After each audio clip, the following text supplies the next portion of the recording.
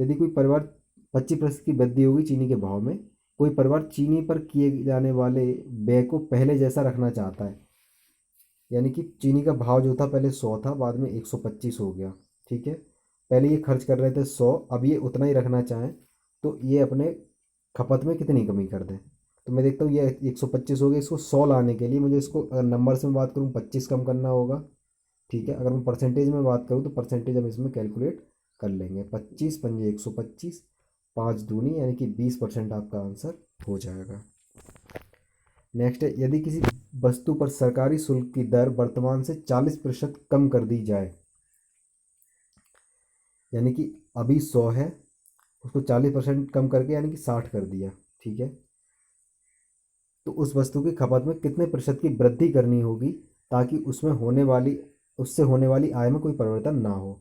इसको 100 ही रखना है जो उसकी खपत है उसके लिए। तो हम क्या करेंगे, इसको 40 बढ़ाना पड़ेगा, 40/60 गुणा 100।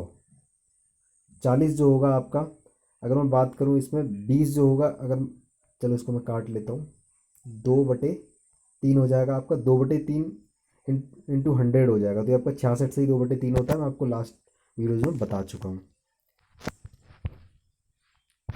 ठीक है। तो मैं आपके लिए इसमें एक बात बताना चाहूँगा, जब भी आपको इस टाइप का क्वेश्चन आए कि कोई चीज़ बढ़ाई जा रही हो या फिर घटाई जा रही हो, और बाकी दूसरी जो उसकी करस्पॉन्डिंग चीज़ होगी, मतलब जो उसका करस्पॉन्डिंग जो उसका होगा वो सेम रखा जा रहा हो, तो आप क्या करेंगे, सिंपली जितना बढ़ाया जा रहा है, ठीक है, उसको आप 100 में ऐड कर लेंगे और ऊपर जो नंबर बढ़ाया गया उसको ऊपर करके आप डायरेक्ट परसेंटेज निकाल लेंगे, आपका आंसर आ जाएगा, ठीक है। ऐसे ही कम जो ना किया जा रहा है, मान लो 40 कम किया तो यानी कि 60 कर दिया आपने, और ऊपर आपने 40 ही रखा, इंटू 100 कर लिया, आपका आंसर यहाँ पर भी निकल के आ जाएगा। नेक्स्ट क्वेश्चन में और इसको अच्छे से समझ लेते हैं। प्याज की कीमत 50% की वृद्धि हुई, प्याज के व्यय पर उतना ही रखने के लिए उपभोग में कमी कितनी करनी चाहिए।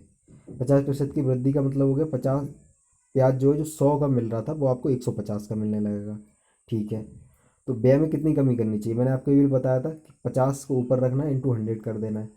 अब इसको मैं देखता हूँ, 3 जा रहा है, 1/3, 33 से 1/3% होगा, आंसर यही हो जाएगा आपका।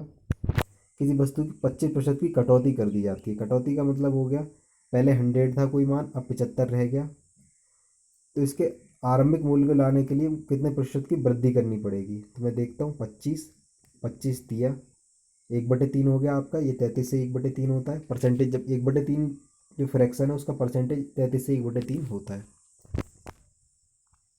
2/3 भिन्न 1/3 का कितने प्रतिशत है, मैं देखता हूँ ये 1/3 है और ये इसका 2 गुना है, इसको मैं 2 गुणा 1/3 भी लिख सकता हूँ, ठीक है। तो इसका 200% हो जाएगा, सीधे सीधे सीजीएल में वो क्वेश्चन है, बता सकते हैं। सारे क्वेश्चन जो प्रीवियस ईयर में आए हुए क्वेश्चन है। बी को ए से कितने प्रतिशत, सॉरी, बी को ए से 20% कम अंक प्राप्त हुए, यानी कि बी को ए से, ए को अगर 100 मिल रहे हैं तो बी को 80 मिल रहे हैं, ठीक है। तो ए को बी से कितने प्रतिशत अधिक अंक प्राप्त हुए, इसको मैं नंबर्स में बात करूँ 20 प्राप्त हो रहे हैं अधिक, तो 20 जो होगा वो 80 का कितना प्रतिशत है, 20 चौके 80, 1/4 जो होता है वो आपका 25% होता है। फ्रैक्शन मैंने आपके लिए बताया था सीधे सीधे याद करने के लिए, 1/4, इसको मैं चाहूँ तो निकाल भी सकता हूँ, 100 से गुणा कर दूंगा, 4 से काट दूंगा, 25% आपका आंसर हो जाएगा। नेक्स्ट है, यदि एक्स की कमाई वाई से 25% अधिक, वाई, एक्स की कमाई जो है वो बाई से 25% अधिक है, तो बाई अगर 100 है तो एक्स 125 है, तो बाई की कमाई एक्स की कमाई से कितने प्रतिशत कम है। 25 जो होगा वो 125 का कितना प्रतिशत होगा, 25 पंजे 125, 1/5 जो होता है वो 20 का होता है, सीधे सीधे आंसर हो जाएगा।